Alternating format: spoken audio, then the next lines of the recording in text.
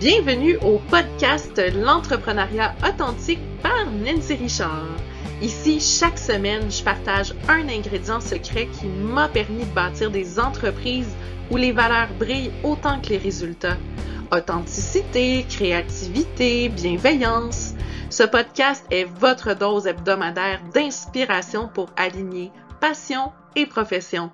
Ensemble, découvrons les clés pour entreprendre avec cœur, audace et un brin de rock'n'roll. Prêt à libérer votre potentiel entrepreneurial? Branchez-vous, ça commence maintenant. Et bonjour à vous, ici Nancy. J'espère que vous allez bien et que vous avez passé une merveilleuse semaine. Cette semaine, je me sens pleine de réflexion et même d'ancrage, je vous dirais. Tu sais, vous savez, ce genre de semaine-là où on se rappelle à quel point être à son compte, c'est un privilège, mais aussi, on se le cache pas, une sacrée responsabilité. Bienvenue à cet épisode du podcast L'entrepreneuriat authentique. Et cette semaine, l'ingrédient clé, c'est l'autonomie. Je vous invite à prendre votre tasse de café ou de thé, puis venez savourer votre pause en ma compagnie. Et je vous remercie sincèrement du fond du cœur d'avoir choisi de prendre ce moment-là avec moi qui vous parle dans vos oreilles, malgré votre rythme bien souvent effréné. L'autonomie maintenant, c'est un mot qu'on entend tellement souvent en entrepreneuriat, mais qu'est-ce que ça veut vraiment dire au quotidien? Mais moi, je me souviens du moment où j'ai décidé de devenir travailleuse autonome. Ça fait quand même tout près d'une vingtaine d'années. Ça semblait être une liberté totale au début. Plus de patron, plus d'horaires imposés, plus de cadre rigide, mais rapidement, j'ai compris que cette autonomie-là venait avec un cadeau empoisonné, entre guillemets, parce que chaque décision repose désormais uniquement sur moi. Puis ça, ça peut faire peur. Puis à la longue, ça use, comme nos souliers. Je rigole, mais c'est ce qu'on appelle la fatigue décisionnelle. Prendre une tonne de micro-décisions par jour, ça rajoute à la charge mentale qui est déjà conséquente de gérer une entreprise.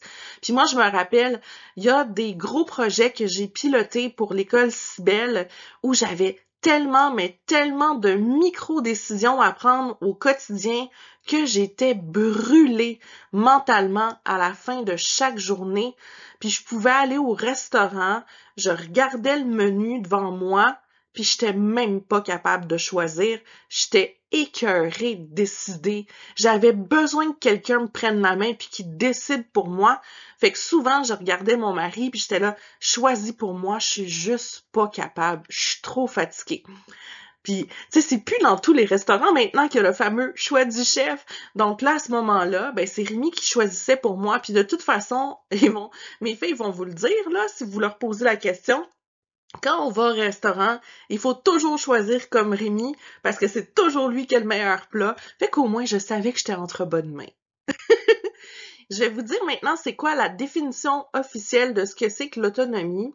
C'est la capacité de quelqu'un à être autonome, à pas être dépendant d'autrui, le caractère de quelque chose qui fonctionne ou qui évolue indépendamment d'autres choses.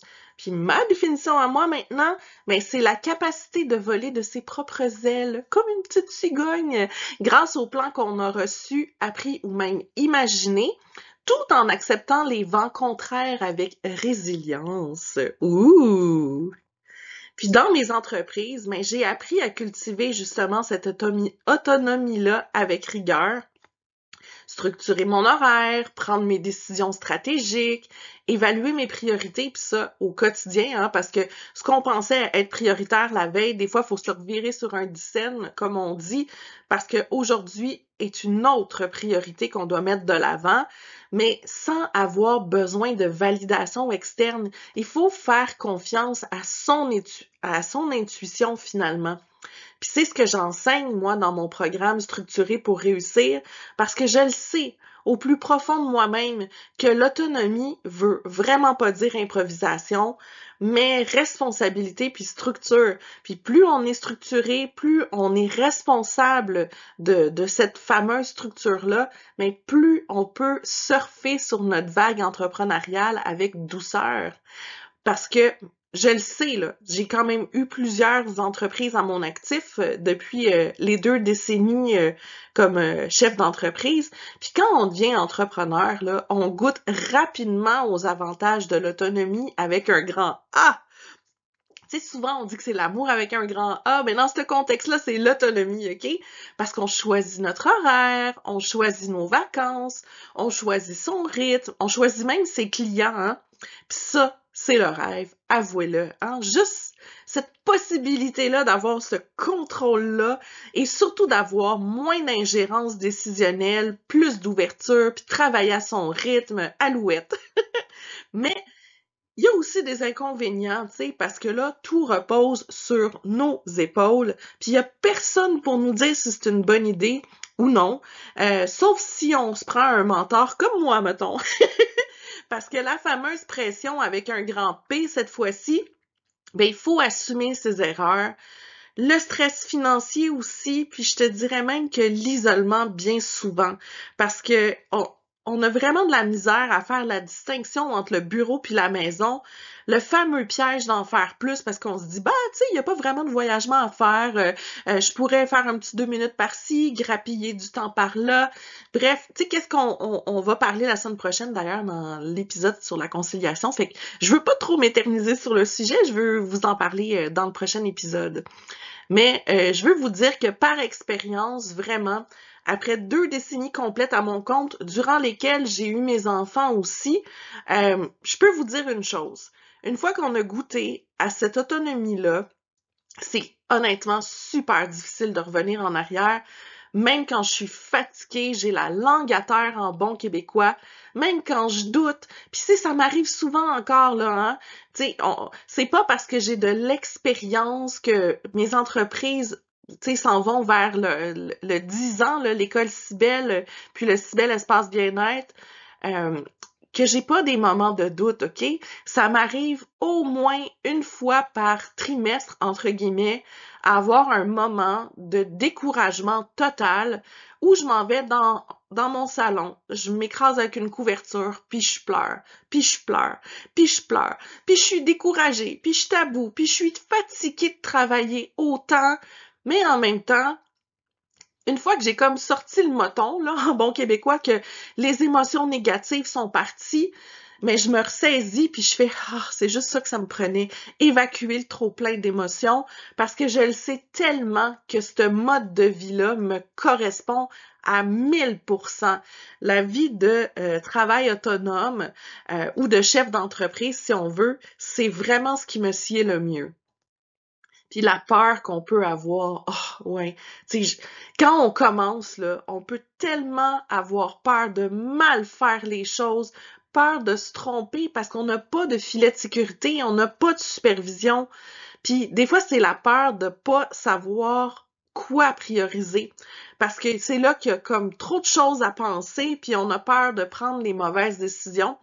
Mais c'est là vraiment que le mentorat, l'accompagnement, puis que la formation continue aussi, ça devient ultra essentiel.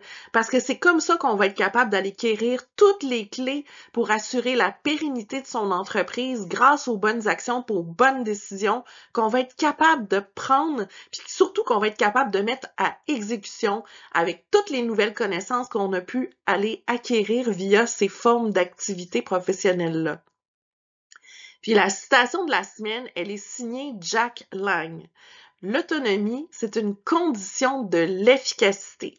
Cette citation-là, elle me parle vraiment parce qu'elle me rappelle que c'est en prenant nos responsabilités, en nous affirmant qu'on devient performant, puis qu'on sort du mode pilote automatique, puis qu'on bâtit quelque chose qui nous ressemble tellement, tellement, tellement, tellement. Puis la semaine prochaine, on va parler de la conciliation. Comment gérer son temps, sa vie pro versus sa vie perso, surtout quand tout se mêle dans un même espace, comme beaucoup de personnes comme moi qui a son bureau à la maison. Alors, j'espère sincèrement que votre tasse de café ou de thé est terminée. Vous pouvez donc retourner travailler, mais c'est seulement si vous le décidez. Donc, je vous souhaite une merveilleuse semaine, bien alignée. pleine de décisions justes et d'indépendance heureuse. Ciao, ciao!